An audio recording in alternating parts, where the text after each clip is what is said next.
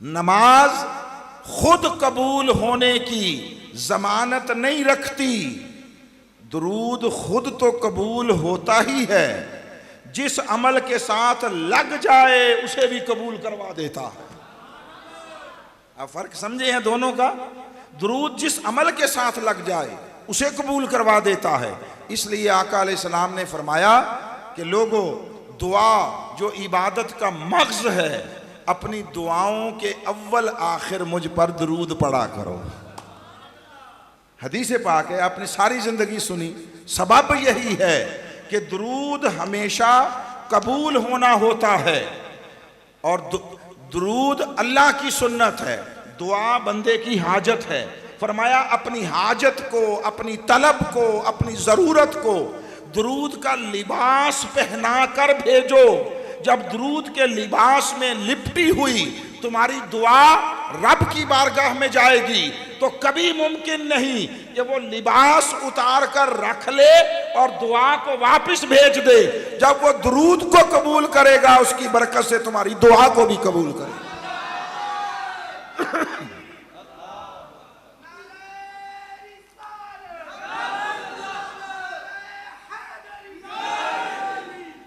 اب ایک سٹیپ اس سے آگے جاتے ہیں، اور وہ یہ کہ دیکھیے وہ رب ہے، ہر حد سے پاک ہے۔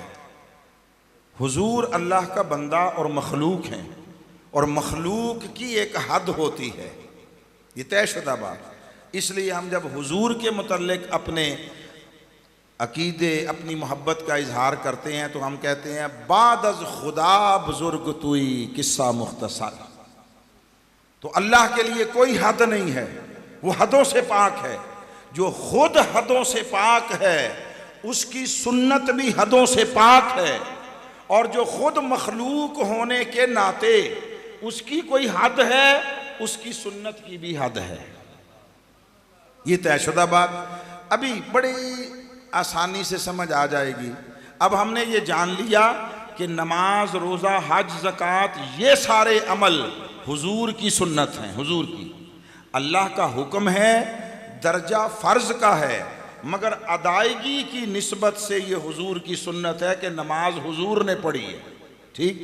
اور اللہ درود بھیجتا ہے، درود اللہ کی سنت ہے۔ تو جو اللہ کی سنت ہے، چونکہ اللہ کی کوئی حد نہیں، اس کی سنت کی بھی حد نہیں، اور جو مصطفیٰ کی سنت ہے، چونکہ حضور بندہ ہیں، ان کی حد ہے، ان کی سنت میں بھی حدیں ہیں۔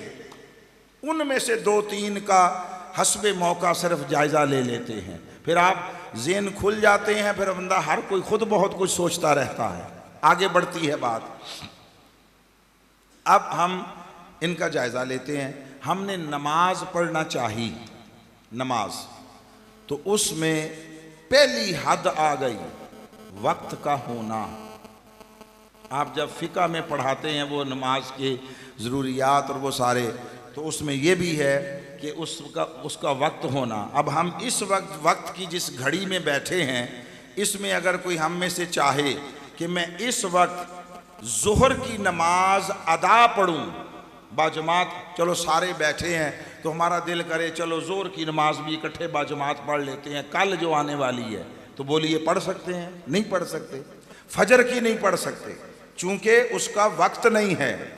نماز پڑھنا چاہیے تو اس نے اس کے لیے اوقات کا تعین کیا، حد بندیاں کی، اور فرمایا ان الصلاۃ کانت علی المؤمنین کتابا موقوتا، کہ نمازوں کے لیے اوقات لازم کر دیے گئے ہیں، ہر نماز اپنے وقت میں پڑھی جائے گی۔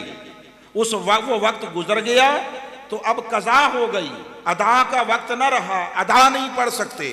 حتیٰ کہ کچھ وقت ایسے رکھے جس میں آپ کوئی بھی نماز اور سجدے والی کوئی عبادت کر ہی نہیں سکتے۔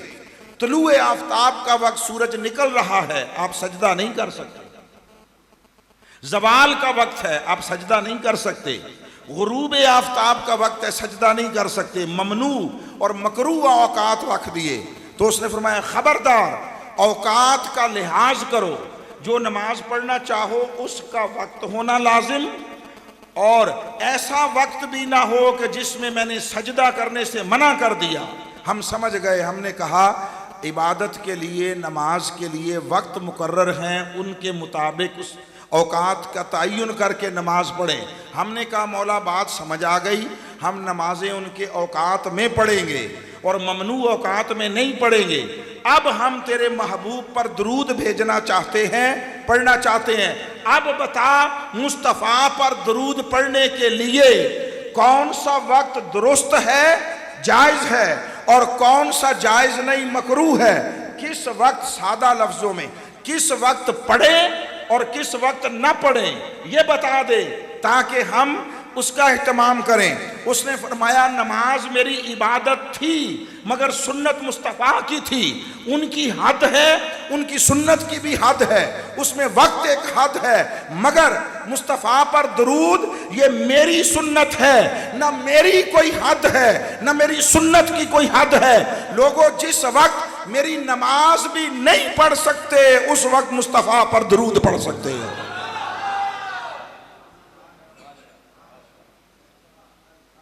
وہ فرماتا ہے میں نے جب میری کوئی حد نہیں تو میری سنت کی بھی کوئی حد نہیں۔ فرمایا درود جس وقت چاہو پڑھ لیا کرو۔ نماز پڑھنے میں عذر رکھا ہے وقت کے ہونے یا نہ ہونے کا، درود میں عذر نہیں رکھا۔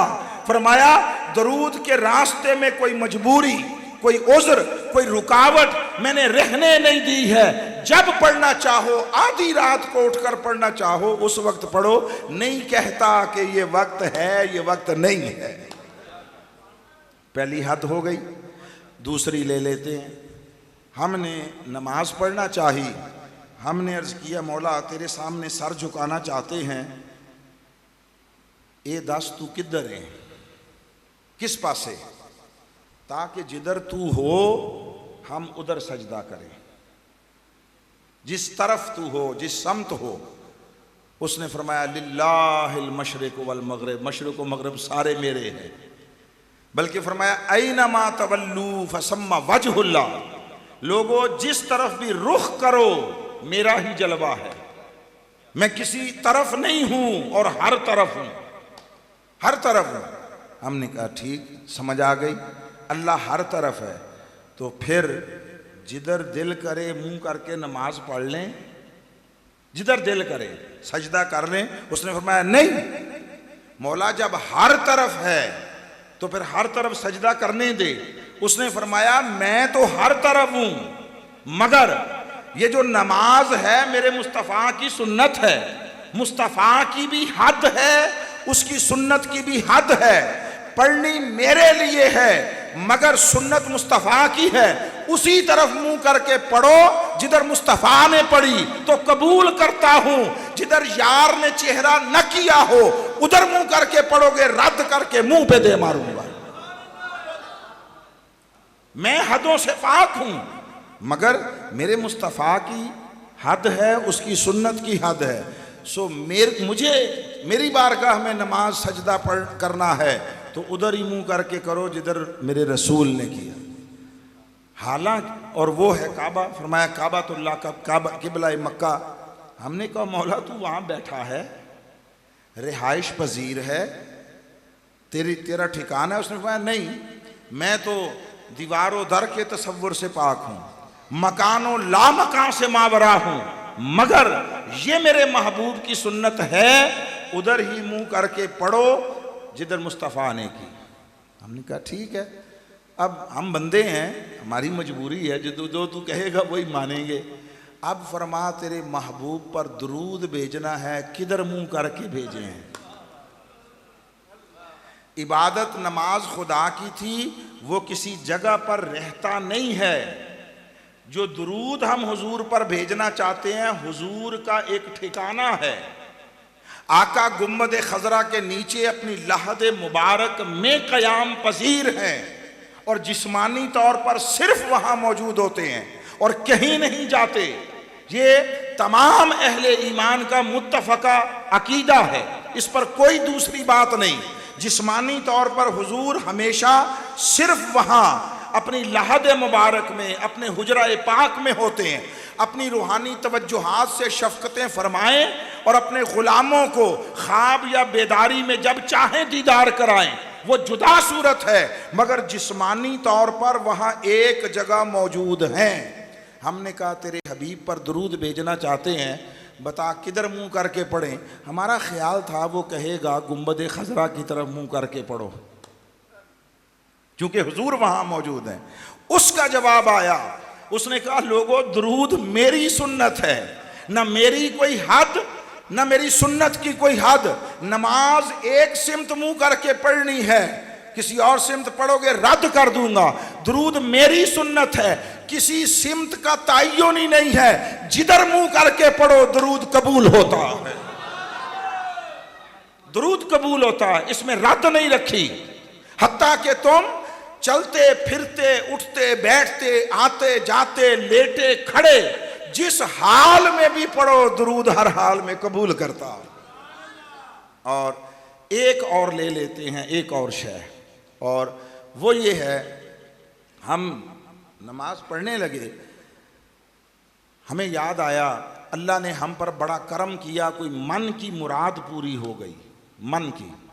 مثلا کسی نے امتحان دیا تھا، اس کی پوزیشن آ گئی، کسی کے پاس ڈگری تھی، اس کے ایکویلنٹ اسے نوکری مل گئی 18 کی، کوئی کسی کی شادی نہیں ہوتی تھی، شادی ہو گئی، شادی ہو گئی تھی تو عرصہ گزر گیا تھا، اولاد نہیں تھی، اللہ نے اولاد دے دی۔ خوشی کے مواقع ہیں نا، تو بندے کی من کی مراد پوری ہوئی، خوشی ملی بہت بڑی، تو بندے نے چاہا کہ میں شکرانے کے طور پر اللہ کی عبادت زیادہ کروں، زیادہ، اور اس نے چاہا کہ یہ جو عشاء کی نماز ہے اس کے 4 فرض ہیں، 4۔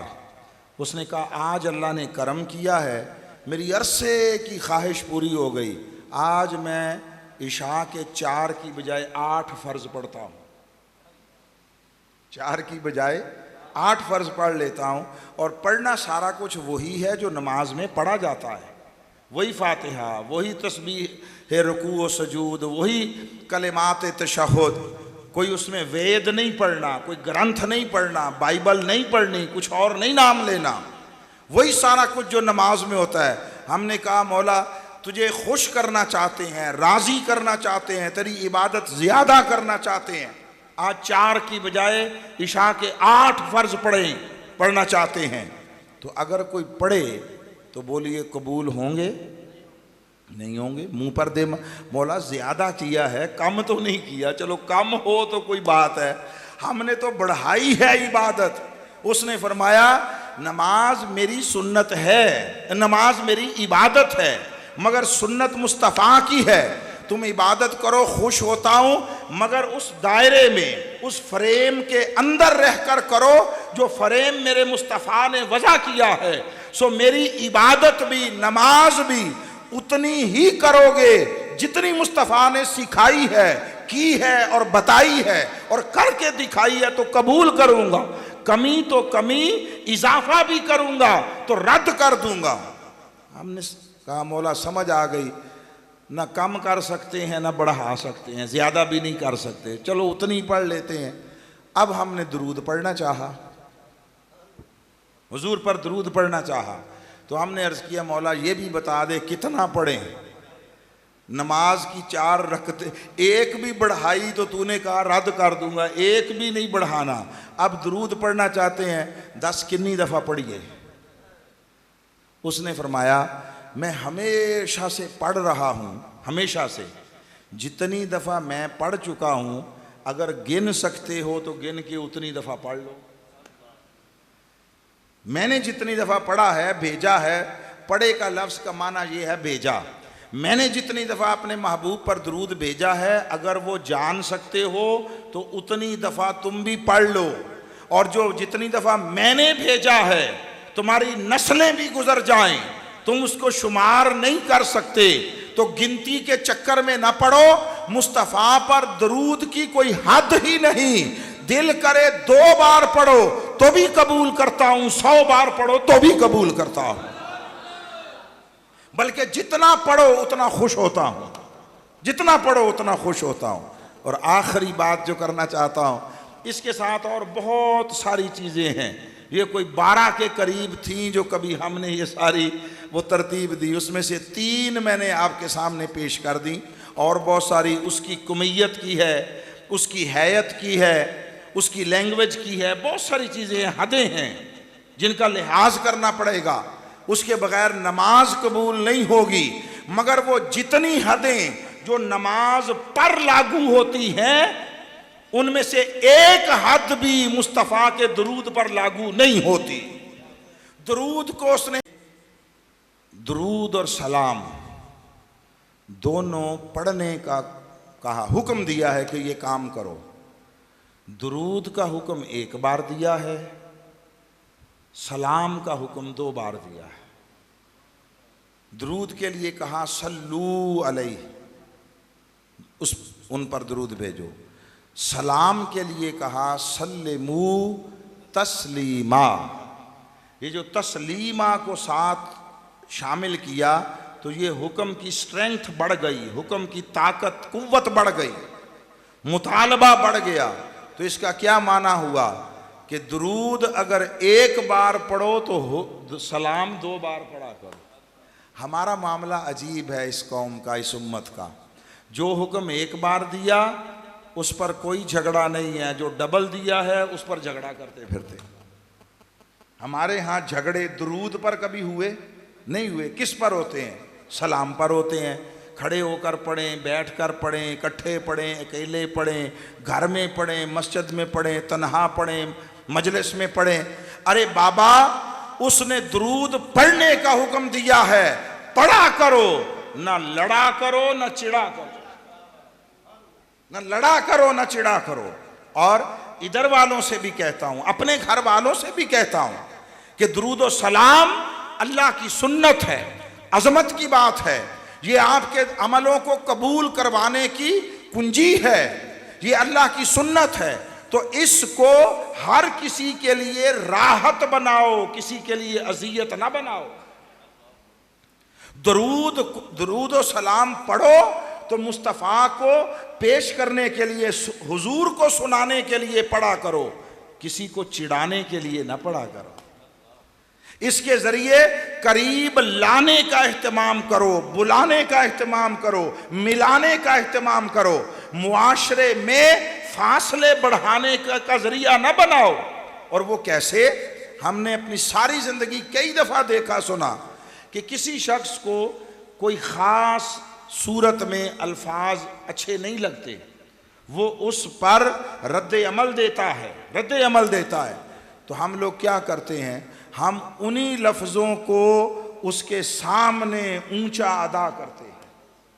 ہم نے دیکھا کسی کے گھر کے سامنے جا کر کہنا، کسی کی دکان ہے وہاں کہنا، کوئی جا رہا ہے، پتہ ہے یہ اس سے چڑھتا ہے، اس کو چڑھانا۔ خدا کے لیے وہ عمل جو اللہ کی سنت بھی ہے اور آپ کے سارے اعمال کو قبول کرانے کی صلاحیت رکھتا ہے، وہ اتنا پاکیزہ عمل ہے، اس میں اپنی خواہشوں اور اپنی نفسانی جو تمہاری طلبیں ہیں ان کے باعث اس عمل کو پراگندہ نہ کرو، اس کو آلودہ نہ کرو۔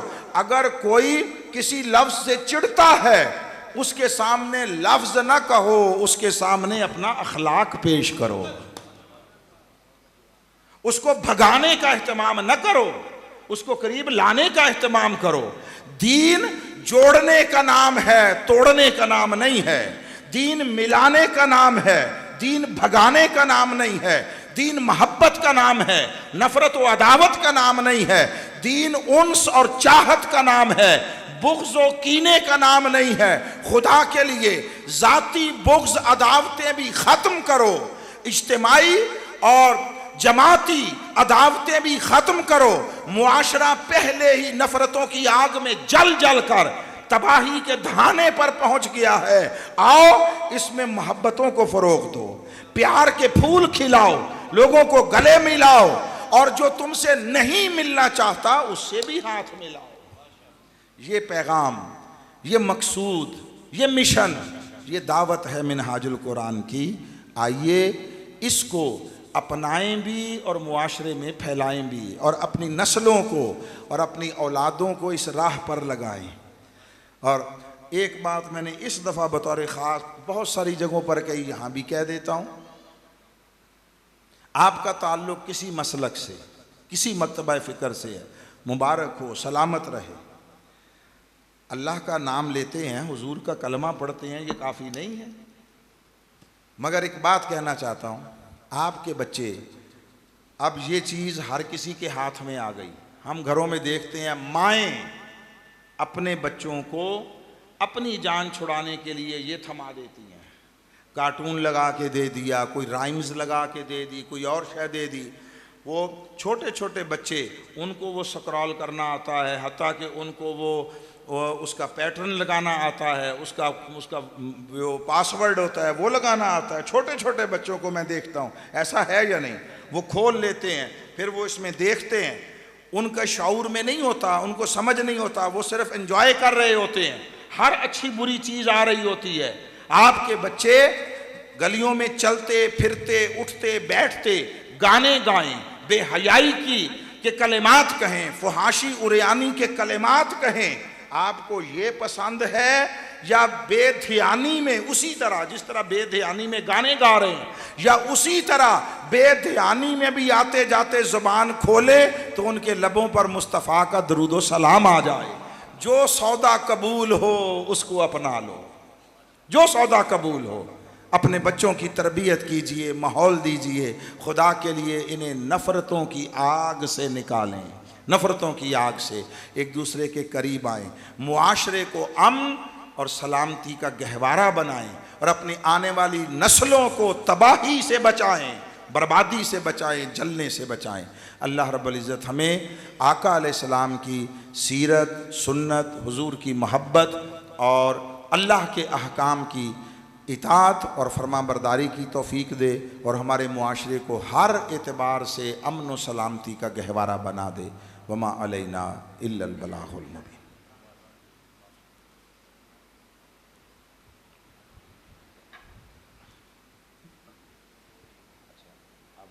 درود و سلام ہو نگاہ کرم ہم پہ سلطان دی، تم پہ ہر دم کروڑوں درود و سلام۔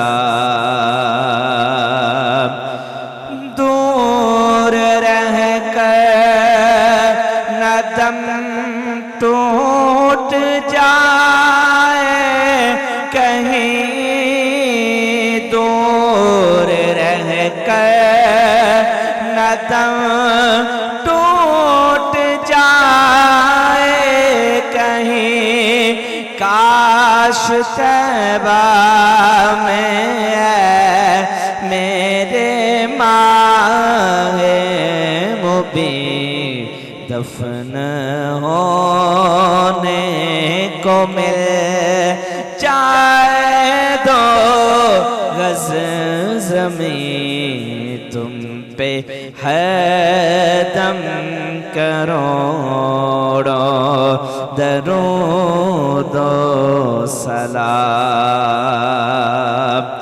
تیری یادوں سے معمور سینہ رہے، تیری یادوں سے معمور سینہ رہے، لب پہ ہر دم مدینہ مدینہ رہے، بس میں دیوانہ بن جاؤں سلطان دی، تم پہ ہے دم کروڑوں درود و سلام۔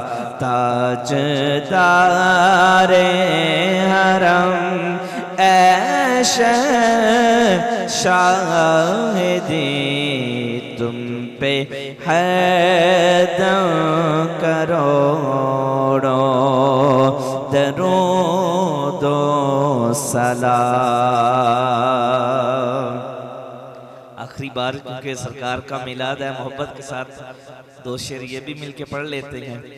اللہ اللہ اللہ لا الہ الا ہو، اللہ اللہ اللہ لا الہ الا ہو۔ آمینہ بی بی کے گلشن میں آئی ہے تازہ بہار، آمینہ بی بی کے گلشن میں آئی ہے تازہ بہار، پڑھتے ہیں صلی اللہ وسلم، پڑھتے ہیں صلی اللہ وسلم، آدر و دیوار مدنی، اللہ اللہ اللہ لا الہ الا ہو۔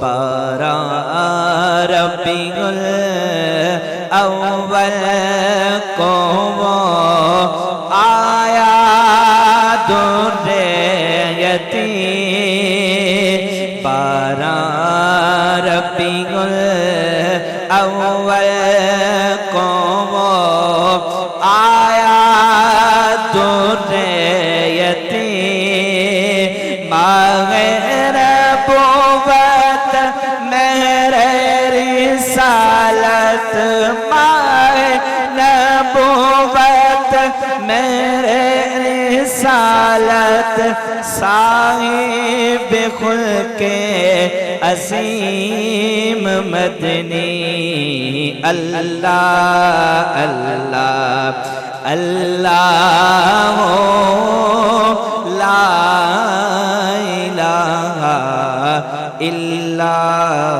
ہو۔